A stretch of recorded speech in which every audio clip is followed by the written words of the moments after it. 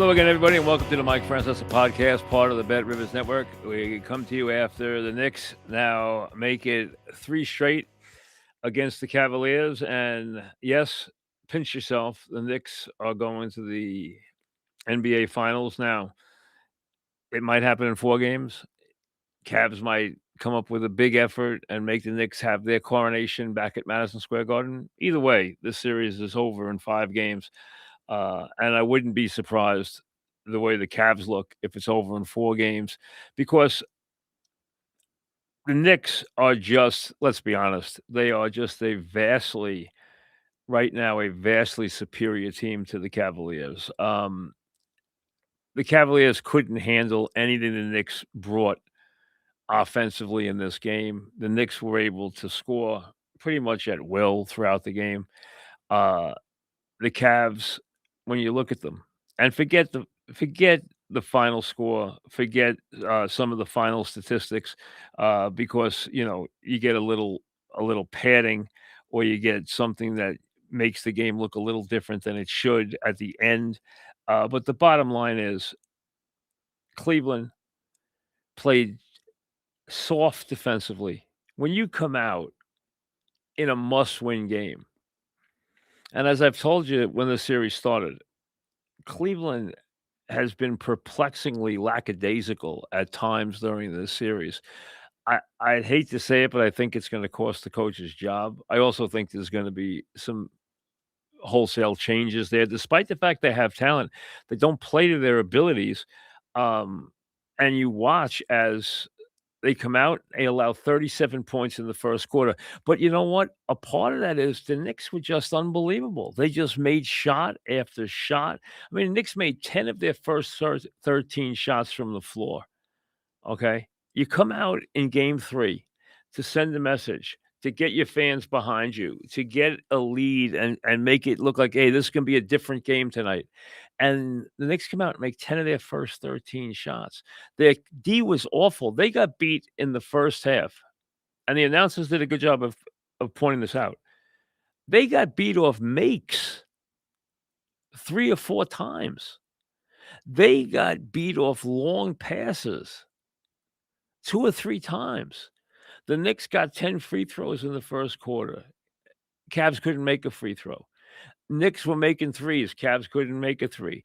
Cavs turning the ball over. How about the second half? The Cavs come in, they're down 60-54 at the half. Now you look at the half and you say, Cleveland, are you kidding me? You shoot 21% from 3. You shoot 50% from the floor, except the Knicks shoot 57%. You turn the ball over 9 times in the first half, okay? The bench doesn't perform well. Strus finally made a couple of threes late in the game. In the second half, he made 3, but he was 1 for 5 in the first half. They needed a big effort out of him. The Cavs come out in the third quarter, and in the first 5 minutes, turn the ball over 5 times. And I mean, turn it over on unforced, lackadaisical, soft passes, throwing passes into the middle of the court. Basic turnovers. I mean, the Cavs, if anything, they're just gonna make the Knicks overconfident. I mean, that's how bad they played. Now, give the Knicks credit for this. The Knicks are a hard team right now to play because when they have their starting unit on the floor, and Hart is gonna make some shots like he is right now, they have 5 guys who can score.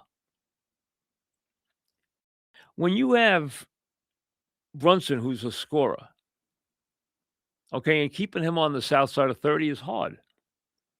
When you have Towns, who's long, who can make threes, who can pass the ball, who can get rebounds, who can get and make his free throws, okay, he goes out and has a huge first quarter. He doesn't have to score after that. Bridges, who you guys all wanted to bury, and I understand I've been a Bridges guy from the beginning. And I told you that one of the critical things that had to happen in this playoff was he had to reclimate and bring Bridges back into the community. Give Brown credit for that. Brown didn't toss Bridges away when he was struggling in the Atlanta series, when he didn't score a point and everyone wants him benched and wants him banished and wants him off the team.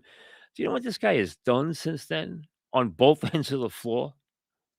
I mean, tonight he scores 22 points and 11 for 15 shooting. His numbers are staggering. His plus minuses are unbelievable. Tonight he has 22 points and 6 rebounds. He's 11 for 15 from the floor. 11 for 15. This guy is shooting insane numbers and playing so confidently and forcing turnovers and getting steals, 3 steals, 2 assists, 6 rebounds, and making 11 for 15. OG, 21 points on 10 attempts. How does he do that? He makes 6 free throws out of 6. He makes 3 threes out of 4. The Knicks make their free throws in the game. They shoot 24 of 27. The Cavs make 12 out of 19. So the Cavs get outscored by 12 on the foul line. They wind up making more threes, although they shot 41 while the Knicks shot 28. They padded those percentages late. They shot 50% for the game, but they turned the ball over 17 times, and they were soft defensively time after time. The Knicks are just better. The Knicks have answers everywhere. The Cavs, listen, they have size in Mobley and Allen. Allen should be a force in the series. He made 7 out of 9 shots from the floor. He's got to get more touches than that. Mobley wound up being their high scorer, but when you look at it, here's the killer. Mobley, Mitchell, Harden, 16 turnovers among the 3 of them. And I mean bad turnovers. Bad turnovers. 19 points for Harden, fine, but 6 turnovers. 23 points for Mitchell, unforced, dribbling the ball off his leg, throwing the ball away. Listen, the more you watch Cleveland, you'd want to bang your head against the wall. They are a frustratingly talented team that should be a lot better than they are. And pinch yourself, Knicks fans. Now, I don't need to caution you about how much better the competition will be in the final. I don't want to rain on anybody's Knick parade right now because you know what? Considering the injuries that are piling up at OKC, and OKC is going to win that series. As I told you, I thought they would from the beginning. But if these injuries keep piling up for OKC, and they're going to be without 2 players who are key to them in game 4, maybe that ties that series up at 4. If it does, you got a very good chance that series goes 7. That was a very, very important win for OKC last night because when you come out in game 3 and you're dealing with a guy like Wemby, who's really uncharted waters, and you go and it's 15-0 San Antonio on their home floor, 15-0, and you come back and you answer that, and then you take a commanding position in that game and win it. You sent a heck of a message.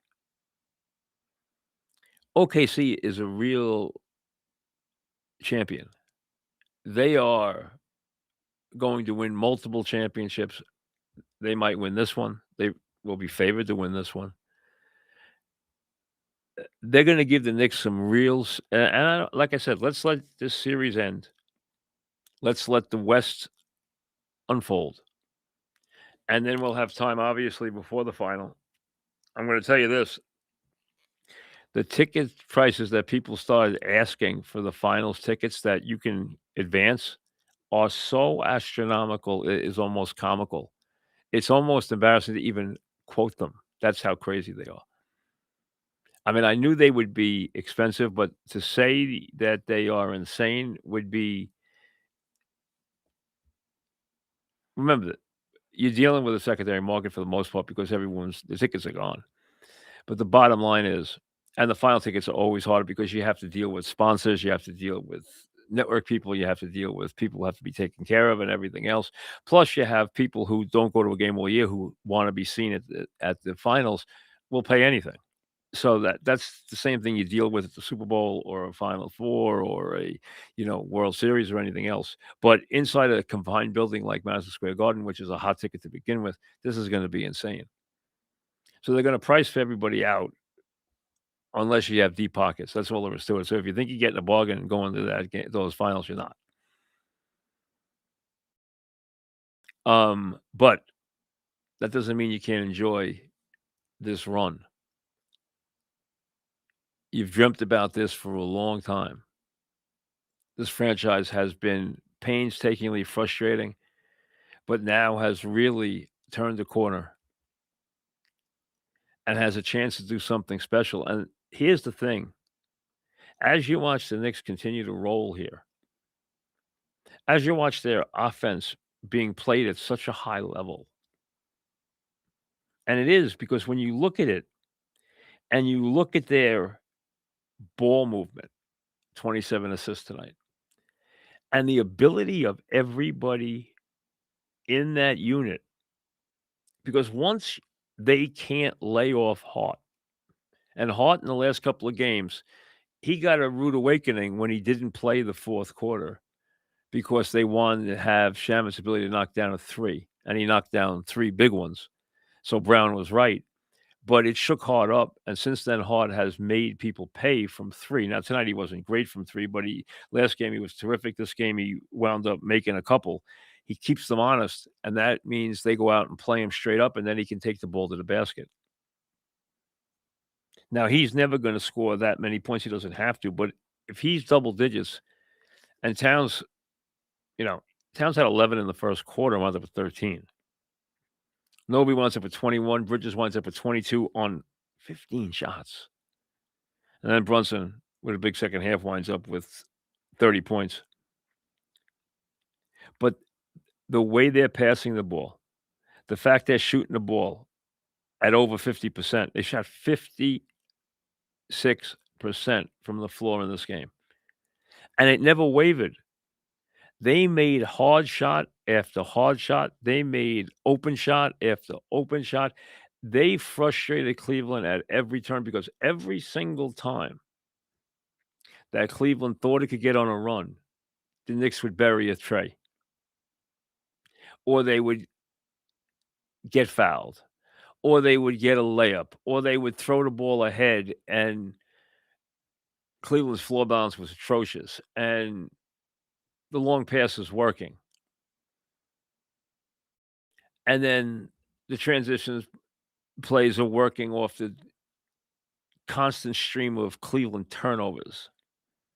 And let's be honest, Cleveland just can't handle the Knicks' balance, the Knicks' versatility, the Knicks' ability to score inside and out, the Knicks' ability to stretch the floor with the long pass, the Knicks' ability to get the ball up the floor with tempo.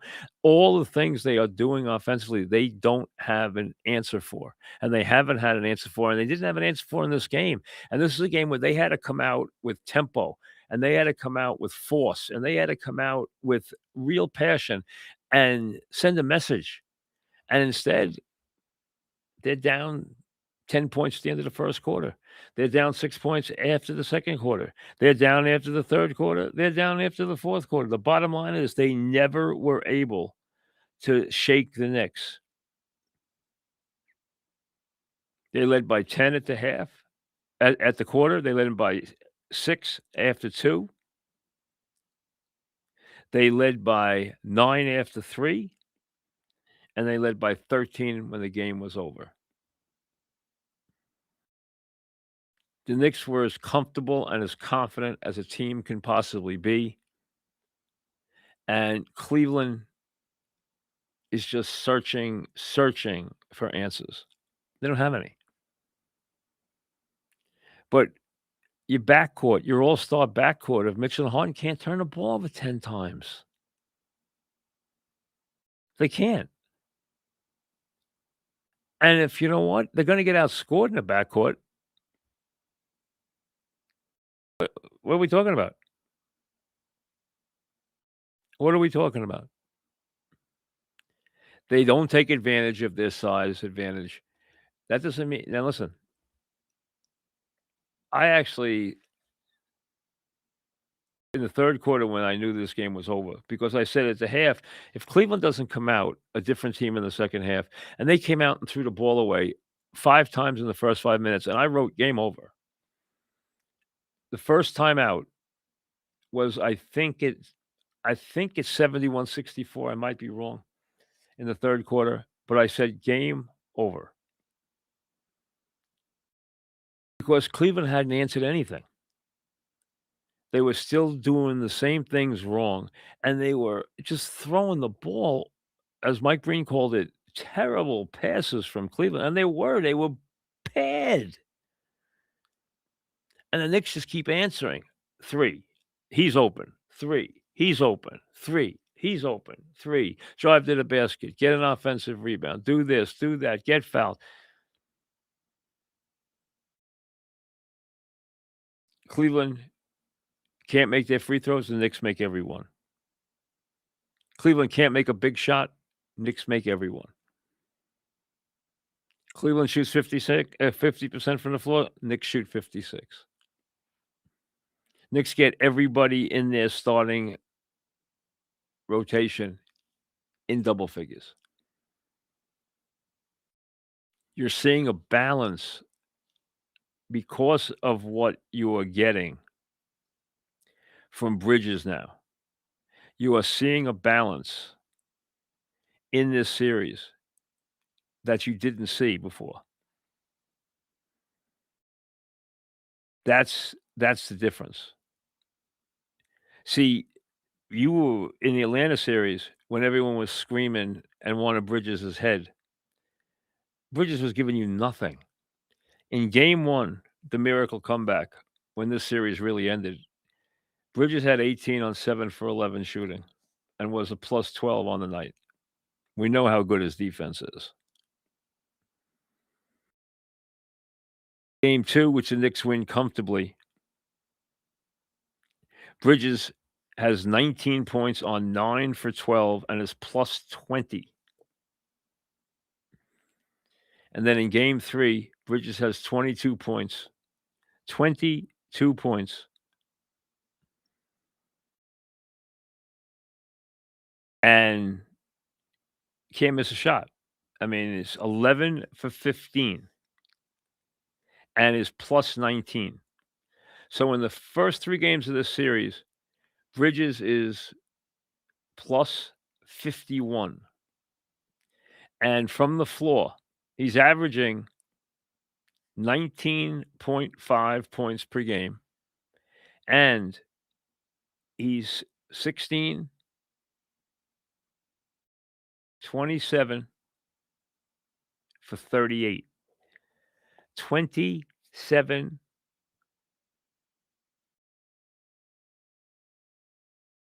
27 for 38 from the floor. That's ridiculous.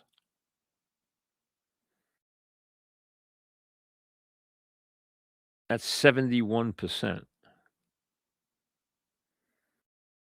71% from the floor in the series.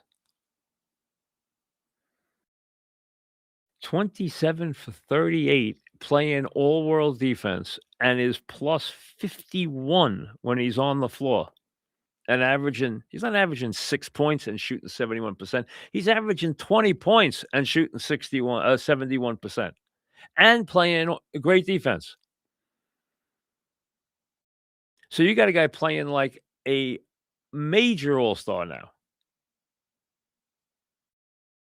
Gone from being a guy you guys wanted to leave on the doorstep somewhere in the Atlanta series to now playing like a all-league player.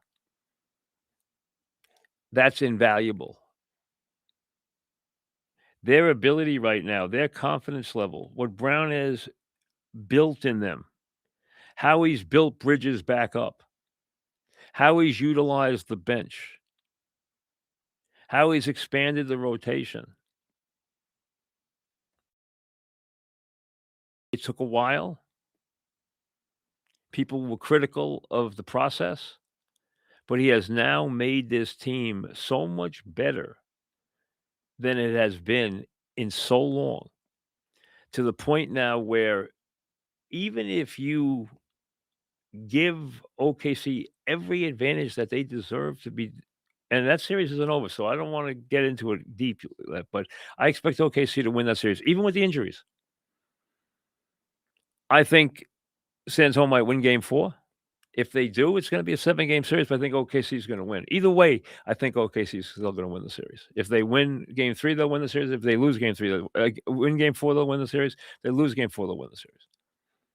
But it's gonna be a longer series, and they have injuries, and they got guys that I gather aren't gonna be healthy again this year, but they have some real issues they're gonna present to the Knicks, which will, like I said, we'll wait on. But the Knicks have such a efficiency going right now in their offense and such a confidence going in their entire game right now that bring all comers on. Even somebody as good as that team, and that team is on its way to building a legacy, meaning being a multiple champion. It could be a multiple champion this year. It will be a multiple champion. It might be more than just a two-time champion. It might be a 3 or 4-time champion by the time it's through. Yes, yes, San Antonio is gonna produce a lot of issues because of Wemby's talent, because they're very young, because they're going to get better, because, they Harper's gonna get better, and Castle's gonna get better, and Castle's gonna stop turning the ball over, and they're gonna get another scorer, and they're gonna get an enforcer for Wemby up front, and they're gonna get better and better, and they're gonna be a force. And San Antonio and OKC are gonna be battling for a while. But this Knick team has better than a puncher's chance to win the whole thing. They're going to the finals. You can say that now. They're going to the finals. I understand they have to win one more game. This Cav team probably isn't winning one game, no less winning 4 games. This team is weird. I mean, it needs some time on the basketball couch. That's how it's a strange team that's not performing. And I think it's gonna fall on the coach, who I like personally, always have, but I think it's gonna fall on him. I'm not a Harden guy, never have been. But with Allen, Mobley, Harden, and Mitchell, they should be better than they are. I understand that they haven't shot the ball well from 3. I understand they haven't been confident, but they've been so damn lackadaisical and so loose with the basketball that it makes you and that falls to Harden, who I've never liked, who I think is a detriment to teams, and I've always said that my whole life. And I will say it again as he closes out another losing season. But this is about the Knicks. This is about this Knick dream. And I know tonight, as you celebrate game 3, and the wins have become quite commonplace now. And I'm sure it has allowed some smugness and arrogance to creep in because they keep winning and they keep winning easy and they keep doing amazing things and they're performing at such an incredibly efficient level that you're starting to get very, very giddy and very confident about this team. And you should enjoy what's going on. Celebrate that next win, which will be a huge step into the NBA Finals. And then get ready for what will be an extreme challenge. An extreme challenge. The Knicks will be going up in weight class. They will be going up in class appreciably. But they, right now, are playing so well that you'd be remiss if you didn't at least give them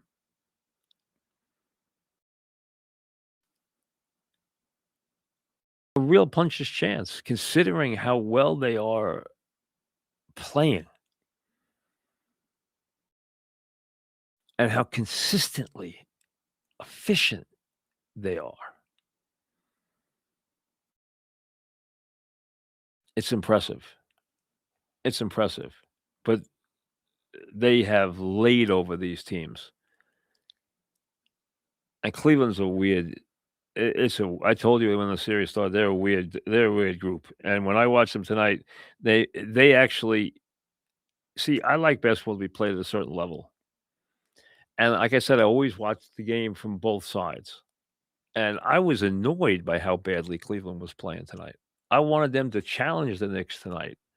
I wanted them to push the Knicks tonight, and they didn't with their lackadaisical, just garbage play. I thought Cleveland made me want to throw up tonight the way they played.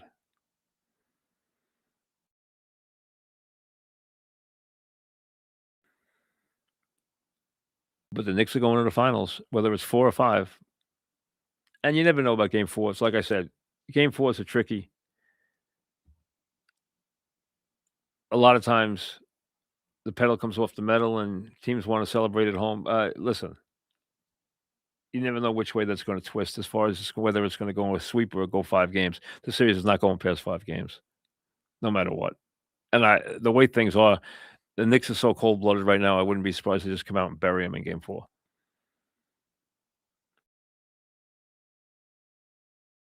Doesn't matter who's sitting at the game tonight, whether it's Kelsey and Taylor Swift or anybody else, makes no difference. And I don't need to see Kelsey chugging beers. I mean, really. If you're gonna get that much attention, I mean, come on now, huh? Um, as far as baseball on this rainy Memorial Day weekend, and it's funny, you know, there's an old adage that no matter how bad the weather forecast really is, they'll always act like there's one day where there's gonna be sunshine so that they don't want anyone to change their Memorial Day or their 4th of July or their Labor Day plans because those 3 weekends, and I know this year the summer is very long for 2 reasons. One, because Memorial Day is very early, and Labor Day is very late. Labor Day's the 7th, as late as it can be. Memorial Day is as early as it could be. So the bottom line is, uh, it's a very elongated summer this year, but you don't wanna give away weekends because summer resorts, and I grew up working at one, a beach club when I was a kid. They only You learn right away that they only have so many weeks on the books, and when they lose a big holiday weekend in the summer, they cannot make it up. It's very difficult to make up. And this is a tough one because it looks like a washout. I mean, it was a washout completely today. I had to go up to Saratoga for a wedding on Leon's brother got married, so congratulations to him and his wife, Amy. That was Friday night. We went up to Saratoga National for the, wedding, and the weather held out. I was surprised. I was like, "Wow." It didn't rain. It was actually a nice night. And then coming back this morning, we knew it was gonna be a rainy day. It was raining already. It rained obviously all day. Tomorrow, the rain is 100% again, and then it's 95% now on Monday. So, this looks like one of those washouts from a baseball standpoint. I don't know what's gonna happen. We'll see if the Yankees even get the Sunday game in against Tampa. And the way Tampa's performing right now and the way they're pitching right now, you gotta give Tampa so much credit. And then you have the Mets on the other side, and you wanted to see if the Mets could gain enough momentum where the offense would get jump started. And even with Soto hitting, and it looked for a couple of days like Bichette was going to come out of it. And then when they run into a good pitcher, it's like 1 run on 3 hits. And the reason is you got kids in the lineup. And if Bichette and Soto don't hit, you got some numbers in there that you can't live with. They still Now, I don't know when they They've brought a lot of kids up. They've infiltrated a lot of kids into the lineup, both in terms of the pitching staff, and they continue to do more, and they continue to, you know, everyone likes what they see in Ewing.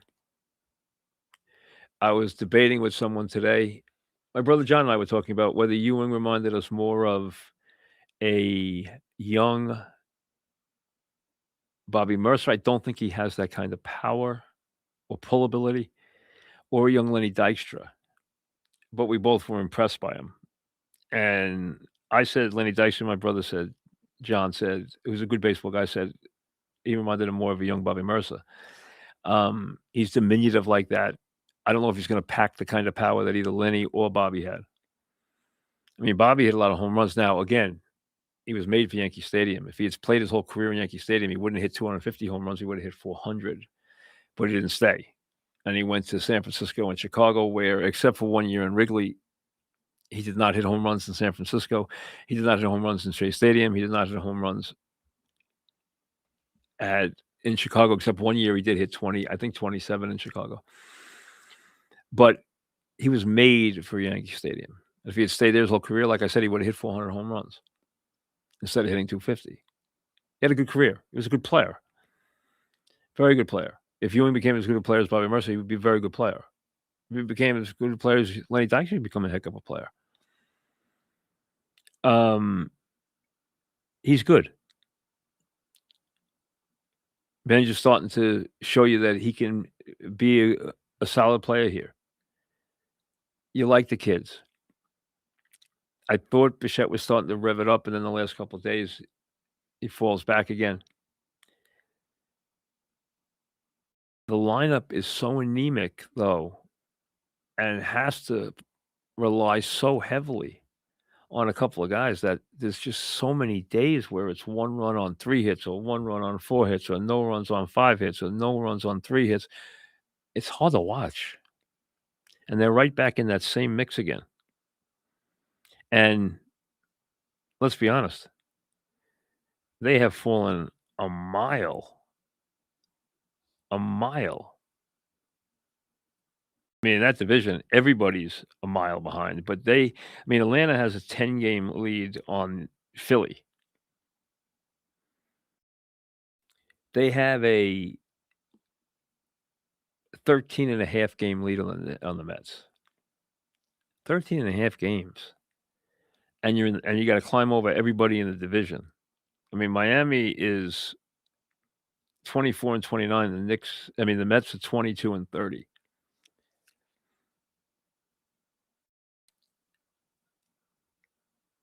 The defense, for the most part, for the Mets is okay. It's not great, but it's okay. Their pitching, although they really need to clean up some issues in the bullpen, their starting pitching should be okay. But their offense is just so anemic. They need more consistency. They need some more dependable bats. I just don't know where it's coming from.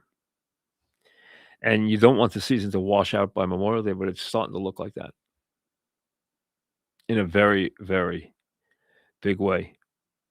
And baseball is kind of top heavy right now because you got a couple of teams that are really, like, Tampa's 34 and 15, and Atlanta's 36 and 17, and Milwaukee, which continues to win every year, is 30 and 19, and the Dodgers and Padres both have 30 wins. Dodgers have a slight edge. They're both playing 600 baseball, so you got some teams that are just pulling away a little bit, and a lot of teams that are struggling. I'm not worried about the Yankees making the playoffs under any circumstances. I think they'll be fine. But do I think they're superior? No. So you take your first baseball look on Memorial Day weekend. That's historically when you take your first real look at your team, and you're a third of the way into the season, the way the season works now. You're basically a third of the way. The Yankees have played 52 games, and the Mets have played 52 games. The Mets have won 22, and the Yanks have won 30.